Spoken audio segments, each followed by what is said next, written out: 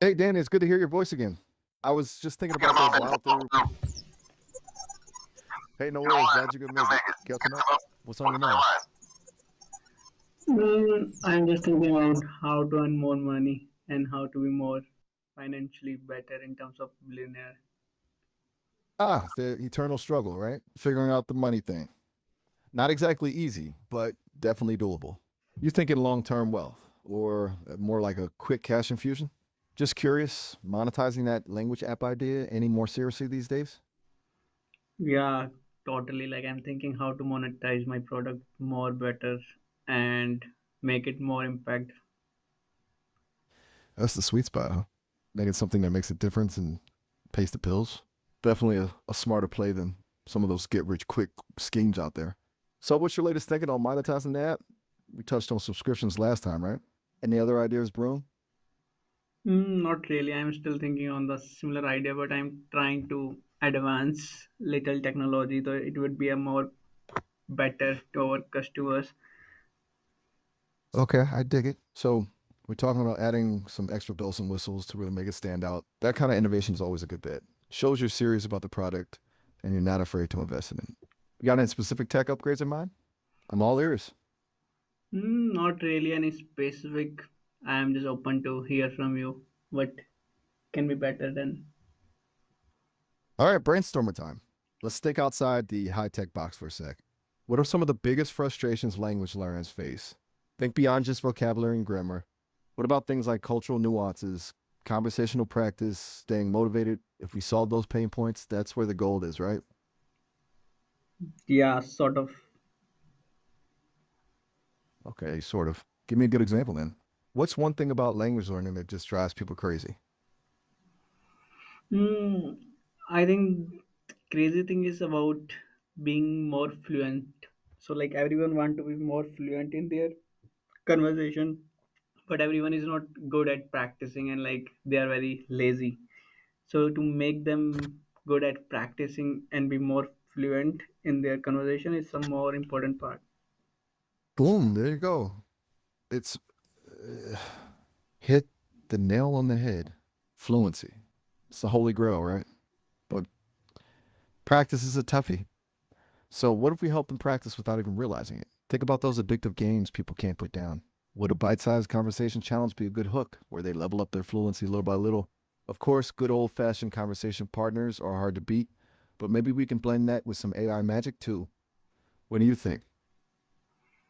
I don't know, like everyone has their own way of learning. Some people like to talk on the some topics for a longer time, and some people are very mysterious, so they look for a topic and they start talking on that suddenly. That's a good point. People are unique snowflakes, aren't they? Some folks thrive on structured learning, others like to jump in the deep end. Maybe we need flexibility built right in, like customizable conversation paths. Users could choose their adventure flavor before they start, a deep dive track for those who want to unpack a single topic for hours, a spark and chat track for the mysterious types who like chit chat, followed by a surprise twist. What do you think? Could that be the kind of something better we're looking for? Yeah, but they are very uh, so the way they want to learn it's very different. So if you just start a chat and they feel the boring like the talking to a agent, that is more not a like a emotional connection. So I think building a good connection with the product is more important with them. You're right. It's got to be more than just spitting out words. It's about making them feel something, connecting on an emotional level, even if it's just with the darn AI. That's a challenge. How do we inject a bit of that human touch?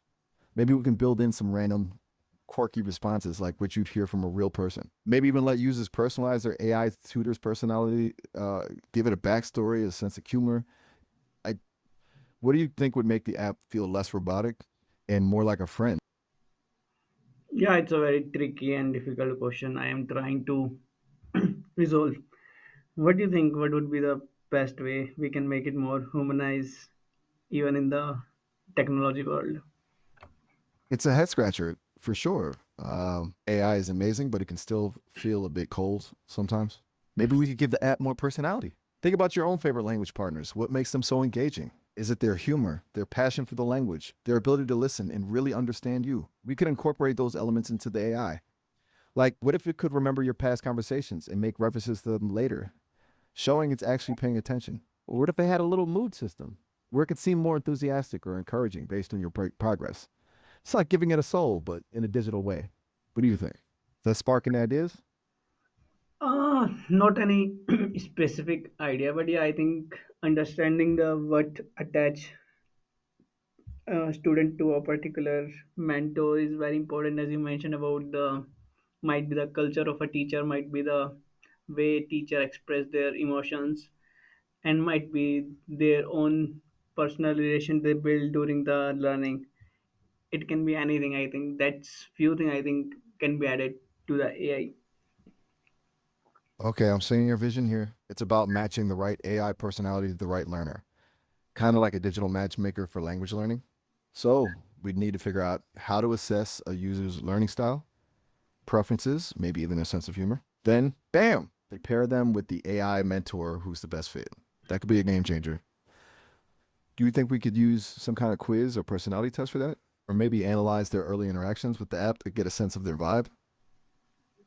Yeah, it can be possible if you understand the sense of personality students have and on basis of that we can do something better, but it's a very tricky part to get these details from a user because they are hard to share.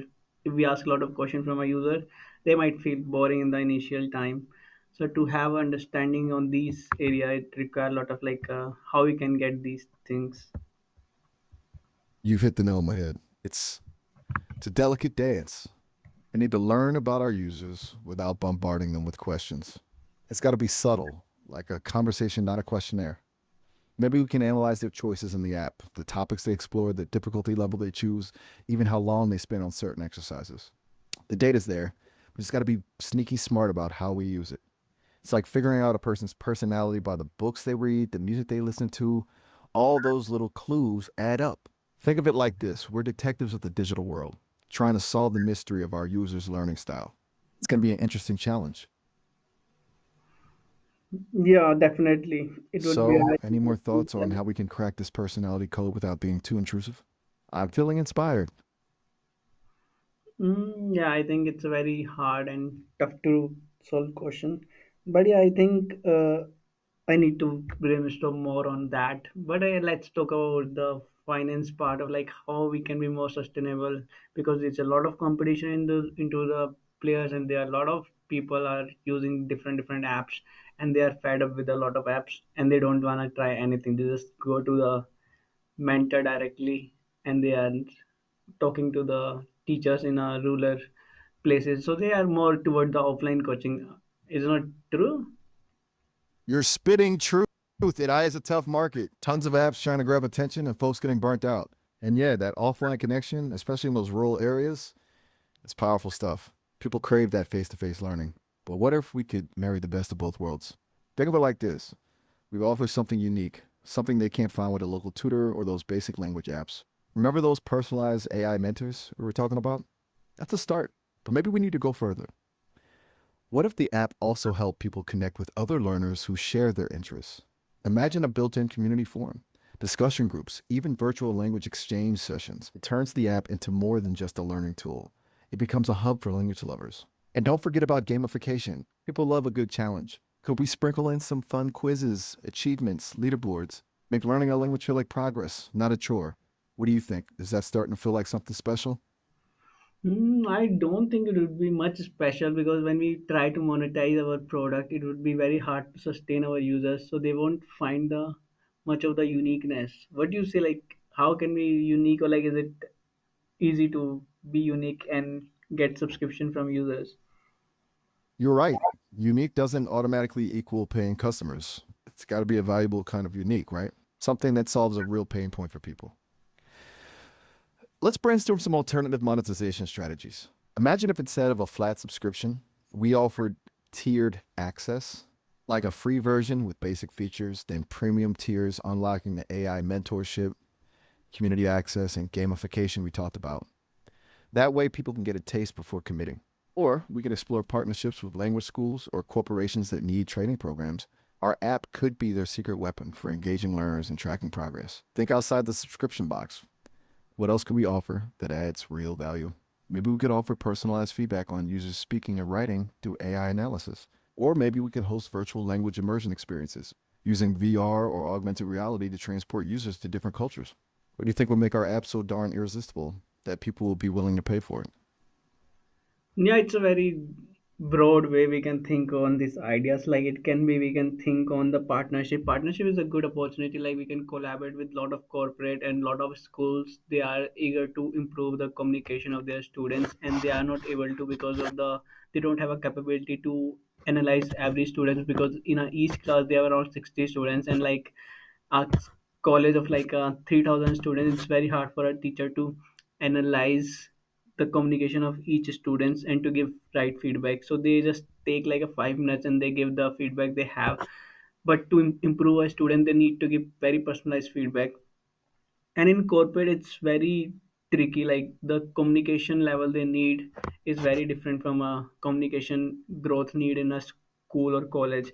So to set a context for a corporate require a lot of like a practice, and the what context we are setting in the product, because if we set the product for just improving the normal communication, the corporate would not be agree on it.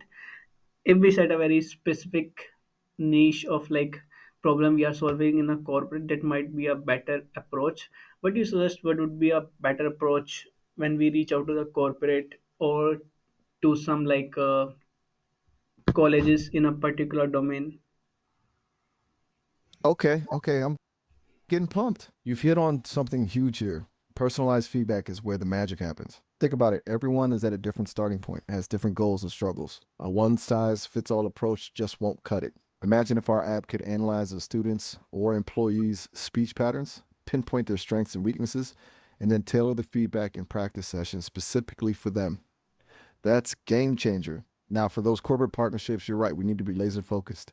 Just saying improved communication is too broad. Think about specific pain points. Presentations, maybe a lot of new hires struggle with giving impactful presentations.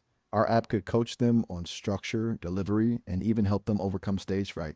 Client calls, sales teams need persuasive communication, negotiators need to be clear and concise, customer service reps need empathy and active listening skills. We could tailor modules to these specific needs. The key is to show these companies the ROI, the tangible benefits they'll get: increased confidence, reduced train costs, smoother client interactions, higher sales, you name it. We need to speak the language, emphasize the bottom line. And when it comes to schools and colleges, think about specific courses or programs, debate club, public speaking classes, even ESL programs. We can make those more interactive and effective. Let me jot down some more ideas. Okay, how about this? What if we create a case study showcasing how our app helped a corporation boosted sales by 10%, or how a school's debate team won a national championship after using our app? Social proof is everything, you know? Yeah, I truly agree. Like the social proof is a very important key when you're trying to grow your product. Even it require a lot of like commitment when we trying to get social proof from one of the customers, and the focus is a key. Like if we focus on the corporate and the context is very diverse, they have like a very different expectations. Might be the client representative, it might be the sales representative, or it might be the people at the higher level. They're trying to pitch their presentation to a different people. To set a context in a corporate, it will require like a lot of practice, like or lot of like a analysis what we can approach well, and what's our product have the feature on, because we can't be more of like a humans driven product. Do you think, do we need to be more human driven or a digital driven to get the attention of like corporate or to schools?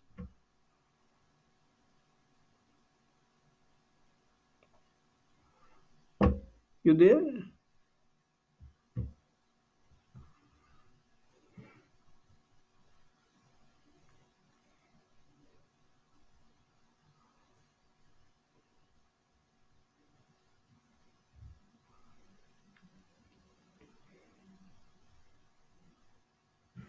Hello, hello.